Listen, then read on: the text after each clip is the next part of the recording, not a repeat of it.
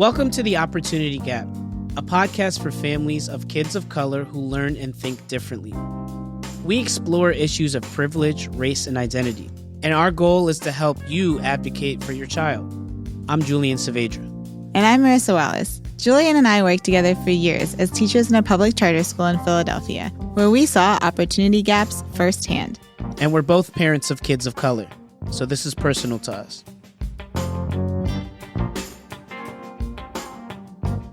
Hello, everybody. Welcome back. So excited that we're here today. Hey, Marissa. How you doing? I'm good, Julian. I'm excited to be here as well. And we have a special guest, which I'm always excited when we have guests on the show. Yes. So, happy Black History. Black history is American history. As we celebrate and uplift this month, it's really important and crucial to remember that we are part of Black history today. We really have to have these tough conversations about race and racism with ourselves and within our community. And we have to continue to take action to fight against oppression. And we have to remember that the actions we take today will not only affect our future, but the future of our children and obviously the future of our society and our world. So today we have a really special episode all about Black history and how to teach Black history to kids who struggle in school or have learning and thinking differences, or even those with ADHD. We are not excited. The word is hyped. The word is extremely hyped to introduce our guest, Kimberly Eckert. Kimberly is the Dean of Undergraduate Studies at Reach University and Innovative Programs Coordinator in West Baton Rouge Schools. She holds a bachelor's degree in social work, an MED in special education. She has won many awards such as the 2018 Louisiana Teacher of the Year. And she's also an author, a reading interventionist, a reading specialist, a master teacher, and so much more. And she's also a high school teacher as we speak. So please, thank you so much. And let's bring you on to grace us with your presence. Thank you for joining us. Kimberly, can you share a little bit about yourself and tell us a little bit about your experience growing up in rural Louisiana? Oh my. In many ways, I'm still growing up in Louisiana. My hometown, I'm from a bayou. It's called Marksville. Population's about 5,000 people. Whenever I say I grew up on a bayou, I mean for real. Like, there's pirogues, and I know how to fish. And if there's a zombie apocalypse, I will make sure we are all fed with, like, the freshest catch of the day. Growing up as a Black woman, like on a bayou in the 80s, you don't get to opt out of conversations about race. And there's just never been a time where conversations about race, racism, all the things have not been completely surrounding me. And so it's really interesting. I became a social worker because I knew that I wanted to, make change and make an impact. And there became a point that I just felt like I wasn't changing the world fast enough. Like every time I was with students and I had to leave them or I had to leave the school that they were in, I just felt like there was so much work to be done. Teachers get you 180 days a year. I'm lucky if I get you an hour a week. Like I want to go in the room where it happens. And so I became alt-cert as a teacher, and the rest is history. If you can remember, like, when did you become connected to knowing or wanting to be in education, and why does it continue to be such an important part of your life?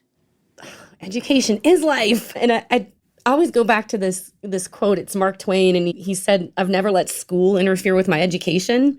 And I think so much about that, sort of growing up and just the power, not only for myself, because, not many people really leave my town. Not that there's anything wrong with staying, but my parents didn't graduate from high school. So graduating from high school is a pretty big deal in my space. And so number one, like education and it being sort of an equalizer and creating opportunities. I'm living a life I literally only read about in books now. And that's an amazing thing. But I also realize the power of education and its ability to combat ignorance.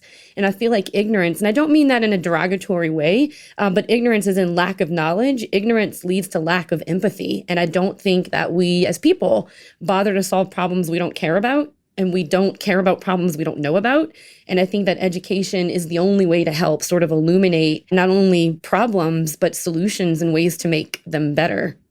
You mentioned earlier about the idea of growing up Black and not being able to escape the idea of racism and the conversations around race. I know for myself, I had a very early exposure to Black history, not in my school, but at home with my grandmother. My Nana made sure that we knew our story. She made sure that we knew key figures. But I wanted to ask, from your perspective, when did you start getting exposed to our history, and what did that mean to you? So I'm biracial.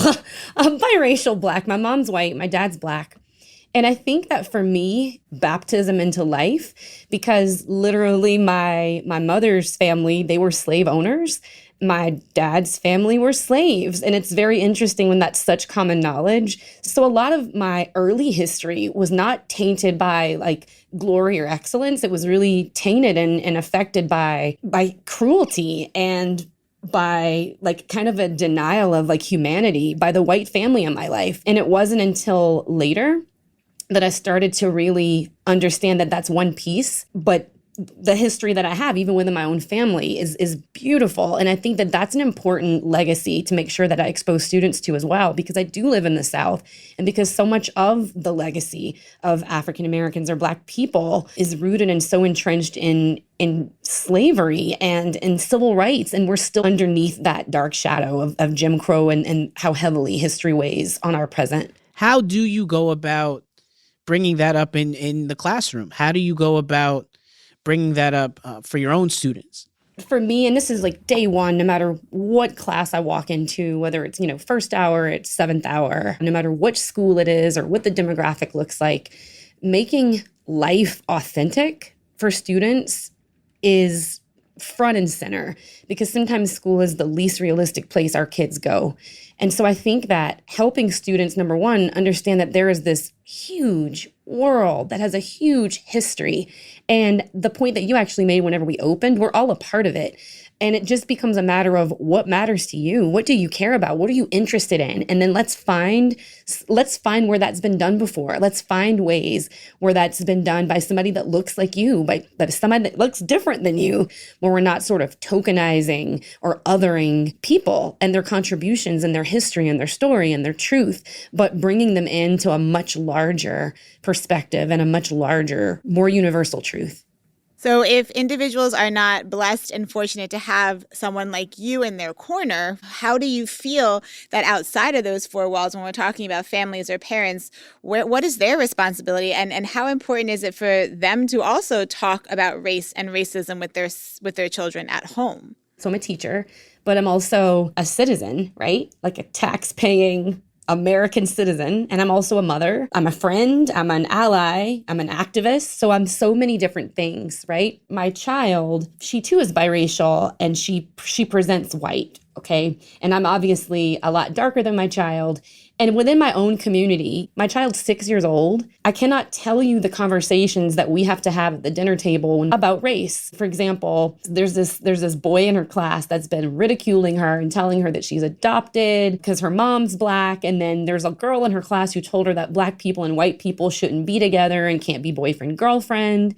And I know that it started even sooner than that, like at her daycare. But the problem is that whenever we are complacent, and whenever we do not speak at all, and we become complicit, because those conversations are happening. If we're doing nothing to counter it, then we're doing nothing to counter it. And I think those are such huge pieces that our listeners that are out there, like that is kind of like the starting point, right? Like to build that in individuals, that is where the change becomes. So you're doing amazing. And I'm curious, what would you believe as reasons that some kids may not engage with Black history? What stands out to you as engagement issues, where they're not willing or ready to be part of conversations? Okay. I think that at the most basic level, if a student isn't engaging or isn't interested, you could really fill in the blank, like, why aren't they engaging in math? Why aren't they engaging in this text? So I think that's one piece of it, that if things aren't really elevated in a classroom, or if they're not valued in a class, they're not going to be magically valued by the people that make up the classroom.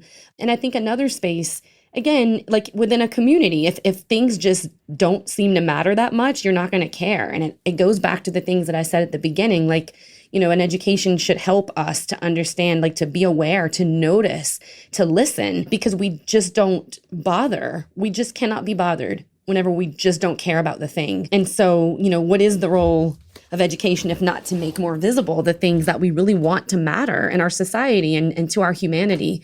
So I think that that's part of it, like exposure, conversations, and valuing, and making sure that students know that, like, the reasons why we value Black history, the reasons why we value the contributions of the human beings who helped shape the world as we know it. And, that's got to come from someone else, because students don't just sprout that interest and that knowledge without being exposed or without being taught. Absolutely. So, Kimberly, once you get students engaged, right? So once you create that space or spark that engagement or that interest for them, what are some tools, since you do have a background working with students in the special education realm and in inclusion, what are ways in which, both families and educators can support kids with learning differences when they're learning history? And I know our focus has been Black history, but what are some specific ways in which you can help support students who have learning and thinking differences to really get a lot out of what these important lessons are? And this is so funny. So mostly, right, like I'm in, English and literacy and literature and reading intervention, like students with disabilities with reading, right? That's my jam. However, I think we're all a little bit history teachers, right? And I think one of the most powerful things is that, Black History Month or any like month or week, which isn't nearly enough, but of honor and of celebration, those are opportunities to go so far beyond history as we know it. And Julian, to the point you made at the beginning, you learned so much about history through your family's history, right? And I think that with students with disabilities, but certainly students without disabilities, all are a part of their own life. They've got interests. And so I think that first, helping students just understand, like, themselves. What are your interests? Like, what is super cool to you? Oh, you're really into ballet. You love ballerinas. Let's look at this. Did you know that there's amazing, like, prima ballerinas that are women of color? Like, let's research that. So it's like kind of finding, like, whatever you interested in, because there's a place in history and there's a place in your present that will teach you so much more about that thing. Is it baseball? Is it activism? Is it cooking? Is it your family's business? So I think starting with the inside, like starting with your learner, and Right. then making the circle bigger and bigger and bigger, so that they start to understand that they are the center of these really beautiful, very large concentric circles. So I would say that for anything, how can we make it relevant with our students at the center? Because that's what makes any of us really interested and really dig whatever it is that we're learning whenever we are a part of it and we could see ourselves in it. Yeah, I mean, and that's a great entry point for any learning, right? And especially our students with learning and thinking differences, the idea of getting close to them and finding a way to unlock some of the information that they already have, but just retrofitting it so that it connects with the topics that you're teaching about is a really strong practice. You're talking to a former history teacher. I love the classroom days, and the one thing that I always, wanted to learn more about is just in terms of ways that you can support some of our students with learning and thinking differences when learning history. I'm thinking of universal design was really effective in the classroom, where we really think about the why, the what, the how of what we're doing and giving multiple options for students to learn the content that we're teaching. But I'm wondering, from your perspective and your expertise, what kind of supports should be put in place for our students when learning history? So your question was, like, how do we involve our students with disabilities or neurodiversities? And what's so cool, like, who said there's one way to teach history? Like, whose crazy idea was it for us to cram facts and fill out multiple choice tests and then forget everything we just learned? Like, what if there's another way? Wait, there is. And I think that, like, because there's always a real life parallel or companion. Like, honestly, much of history does not stay in the past. And I think that whenever we has become super good at crafting the right question to ask that helps have agency to seek out the answer, that's a really powerful thing. And to help them see, how does that matter, though, in the community? Like, what can you do? I don't need you to remember facts because they're facts. I need you to remember because it shaped what we do in this space. Like, it shaped what we do here, what we're going to do next. So I'm not a history teacher, and yet there's so much history within my class. And so right now I teach a class that's super inclusive. It's a class that's called Educators Rising. It's like where we're recruiting the next generation of high school teachers, which is super cool. But a big part of this class has become things that are important, I think, to the teaching profession, but certainly important in terms of values. And I think inclusivity and celebrating differences. And so needless to say, my students are very interested in inclusive practices. They're devising this project, which we're calling it a project, but really a movement that's going to stretch beyond a moment throughout March, where number one, they're starting this Ban the R Word campaign. And they're also going to sort of challenge our school to be more inclusive around Special Olympics. Why is there no pep rally? Why is there no parade? And so it's amazing because that's not part of the curriculum. That's not part of anything I was mandated to teach. But my students were really interested in civil rights, and they were super interested whenever I asked them the right question, who else is affected? Is there only one group that has rights or who has rights that should be protected, whatever it is. And then it just makes these amazing conversations where students are encouraged to sort of, use the Google, go find the stuff, go find the information and see where we are now. And what could you do to become a part of that conversation or create or fix or change or improve? And it makes amazing things. And it's why, no two classes of mine are ever the same, because the kids within the class are going to be so interested in so many different things. And I think a lot of what you're talking about is related to skill acquisition. And the idea of history is not about the factual content. It's about what you do with that information. How do you interpret the information? Who are the people that are sharing the information? And what kind of power can that give you? I want us to think about, again, this is amazing, Kimberly, that individuals have you. So when we continue to think about and push for how our families and our listeners can also do some of this at home, is there any particular ideas you have for our families or resources, specific resources for Black history that you've come across that are just excellent resources that they can have in their households, that are easy to access, that they can also share this and lift up their own children in their own home settings? I'm going to share a practice that, parents can use and definitely teachers. I ascribe to 80-20 time, where 80% of the time we're working on the things that we need to, whatever it is the standards that we need to teach. And then 20% of the time we're working on stuff that matters to us. And I will say this, students who are often the most disenfranchised from more traditional teaching or more typical classrooms, they are the ones who thrive and gravitate the most towards 80-20 time. It's actually been students who they're kind of used to making an A and used to doing it the right way. It's actually those students that I actually have to work a lot more with to be able to help them find a passion, which is super interesting. So the concept behind this, 20% of the time, what matters to you?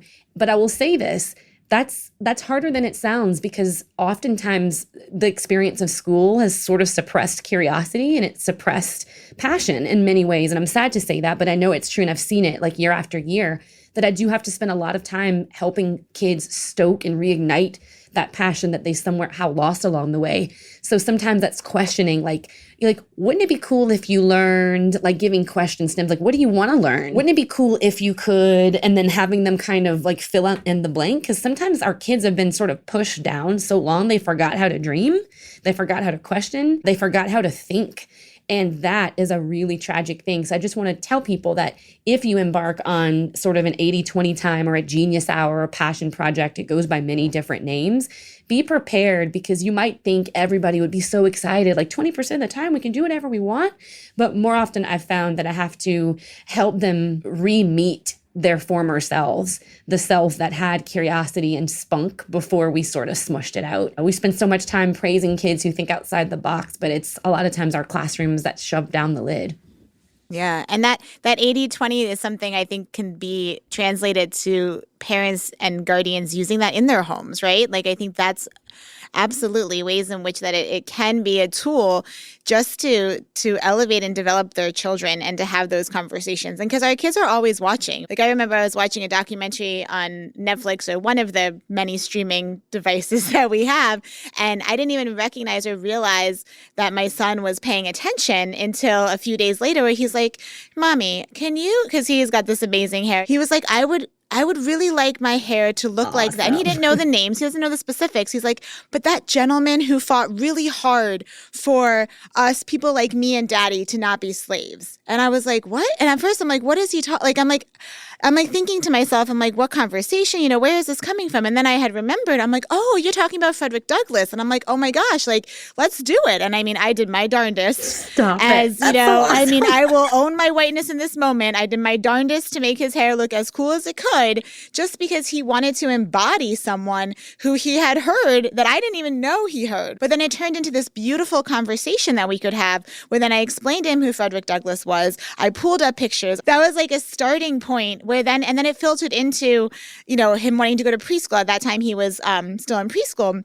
And he, you know, a couple of years ago, we had celebrated Kwanzaa and he had a dashiki. He's like, can I wear this to school? And I'm like, absolutely. It's those little moments, right? So we really have to encourage our families to sit back and realize that their kids are watching and listening, right? So what do you want your kids to watch and learn from you? And then are you ready to have those conversations? And are you ready to share those stories and share the truth behind our history? But I will also say this, like, in addition to, don't get discouraged if you have to like reignite some of that passion and curiosity. Also, sometimes we inadvertently and lovingly make so many assumptions about our kids, our students, our own children, and what they want to learn. And I'll just tell you, the student that helped me like kind of take a step back, one of my students, she was in my inclusion class and she had a degenerative disability. And it's a pretty profound physical disability that is degenerative. Like over time, I actually taught her like 2 or 3 years in a row. And for her passion project, I just knew she was going to want to do some type of awareness about this. And I kept giving her all these resources to talk about that and to like, you know, help people understand. Instead, she was like, well, no, I have a cousin who has leukemia. I want to raise money for St. Jude's. Oh, so you have other interests besides the ones I try to put on you. Okay.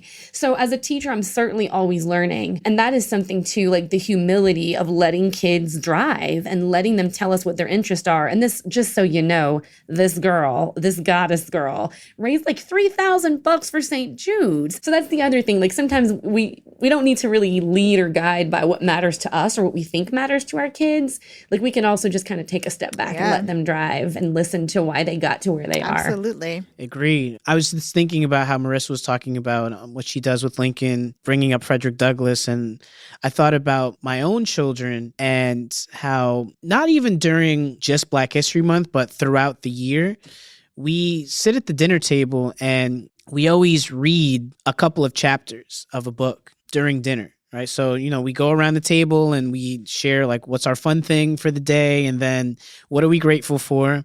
And then it's a reward to get to read a couple of chapters. And, you know, obviously during Black History Month, we focus on reading a few books that are related to Black history. You know, shout out in Philly, if you're in the Philly area, Harriet's Bookshop and Uncle Bobby's Cafe. Both of those are fantastic resources for Black-owned bookshops, and many of the books we get are from there. But I'm thinking for me, one of my favorite things to do is just sit and read to our kids. You know, our favorite book is a book called Young, Gifted, and Black, and it's by Jamia Wilson. And it has 52 heroes from past and present. My kids can name all the people in that book based on the fact that it's written on a level they understand, and we talk about it, and it brings up all this conversation. And I'm wondering, are there any like favorite best hits for you and what you do with your own children or what you do in the classroom that you want to uplift now while we have a chance? It's limitless. And the reason why is because I don't select the works. I literally like send kids out to like everything I said is real, like to go like find the things that matter and then bring those things in. With my own child, obviously because of where we are and the conversations that we've had, I try to get any type of children's books that really like celebrate diversity, like period. Whenever we approach those things, just being mindful of how we're telling those stories or how we are entrusting those books or those, movies or those songs to kids where we're not condescending, like, this Black person somehow was able to, no, like this person was brilliant and they invented this thing, or this style of music, this style of dance, this is amazing ability, so that we're not like well-meaning, I suppose. So I think you get the idea. So no matter what we choose, because you're not going to choose wrong by choosing to celebrate, by choosing to observe this month, especially throughout the year, right? There's one other book that came to mind. My son loves it. This one that he's been reading. It's I Am, and it's affirmations for Black boys. And I feel like that's another important piece that we have to also remind our children. So for parents and guardians of Black children, remind them that they are part of this history too, and they are to be celebrated, right? So they're making history each day. And so that's one of his books that from like the age of 3, like we started going through all the affirmations, and now at 6, right, he can thankfully, it's such a beautiful thing to see him read himself, but he will say them, and it's just a moment where I know he feels connected and he feels important. I just wanted to also remind our listeners that all of the resources that we've shared will be available in our show's notes, and many more resources that will be available, so please look at them at your leisure. But again, we just want to openly celebrate the fact that you took the time to come to talk to us tonight, and the work that you've been doing is incredibly important, and it inspires me to even do more in my own line of work. So I just want to again reiterate how important it was for you to come on. We appreciate you. Thank you so much. This has been The Opportunity Gap, a part of the Understood Podcast Network. You can listen and subscribe to The Opportunity Gap on Apple, Spotify, or wherever you get your podcasts. If you found what you hear today valuable, please share the podcast. The Opportunity Gap is for you. We want to hear your voice. Go to u.org/opportunitygap to find resources from every episode. That's the letter U, as in understood, .org/opportunitygap. Do you have something you'd like to say about the issues we discuss on this podcast? Email us at opportunitygap@understood.org. We'd love to share and react to your thoughts about the Opportunity Gap. As a nonprofit and social impact organization, Understood relies on the help of listeners like you to create podcasts like this one, to reach and support more people in more places. We have an ambitious mission to shape the world for difference, and we welcome you to join us in achieving our goals. Learn more at understood.org/mission. The Opportunity Gap is produced by Andrew Lee, Cynthia Pimentel, and Justin D. Wright, who also wrote our theme song. Laura Key is our editorial director at Understood. Scott Koshier is our creative director. Seth Melnick and Brianna Berry are our production directors. Thanks again for listening.